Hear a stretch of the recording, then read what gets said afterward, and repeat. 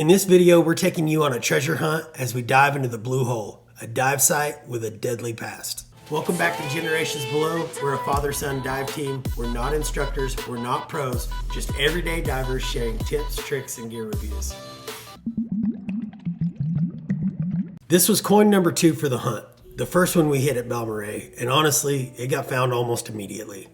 So I wanted the next one to still be regional, but I also wanted to make it way more challenging. And there's not any place that I could think of better around here than the Blue Hole Santa Rosa, New Mexico. It looks peaceful when you're standing on the surface, but the second your head drops under that water, everything changes. The cold hits you hard, and then there's that unreal deep blue down there. It's beautiful, but it pulls you into its depth, and you can feel it, an uneasy feeling that kind of settles into you.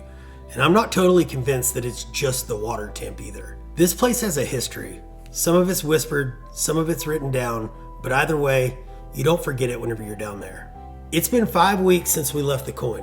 3 days after we packed up, a massive chunk of the wall collapsed, and then just a few days later, a huge piece fell off of the opposite side. At that point, I figured it was buried. I thought it was gone for good. But we have a tropical hide coming up next week, and I wanted to put a bookend on this hunt. Dropping back into the Blue Hole this time, it felt different. We weren't just hiding the coin this time, we were actually hunting it. And even though we're the ones that put it there, there's still this adrenaline that creeps up in you. You're wondering if you're gonna be able to find it, if it's lost forever. It's fun, guys. It's real adventure. But there's something else about this place too, and it hit me almost immediately. I realized that I've never really settled into a dive here, and this time wasn't any different.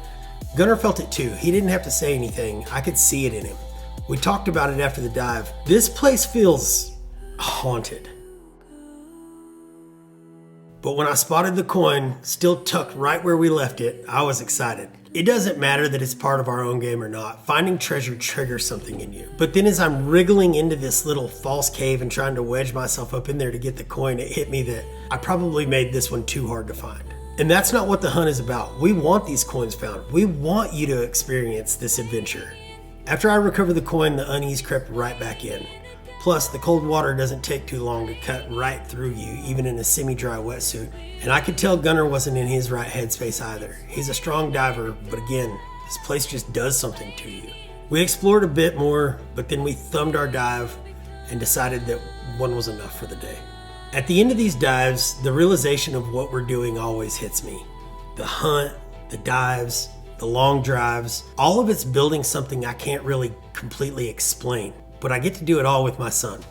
Watching Gunnar step into becoming a man is incredible, but there's this moment as a father where you realize watching him grow up is also a reminder of your own mortality, or like you know that you're getting older. That's a hard thing to explain, but it's probably one of the most visceral feelings I've ever had.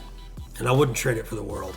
For some of y'all, this is just a treasure hunt. But for me, it's building something real with my son, with these stories, with these moments that are gonna outlive both of us. And we're just getting started.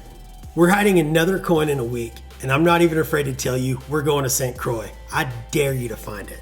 Smash that subscribe button, follow the clues, the hunt is on. Okay guys, Operation Coin Recovery for coin number 2 is officially a success. It was right where we left it. There has been some major change to the bottom. Giant boulders, you could tell a huge chunk of the wall fell off. And then right in front of the cave, or little false cave where I had this thing hidden, a tree or bush was sitting down there. Yeah. So I think it was maybe blocking some access, but we got the coin back. Finders keepers, y'all know the rules. The next one's gonna be in St. Croix if y'all hear this. The hunt is on.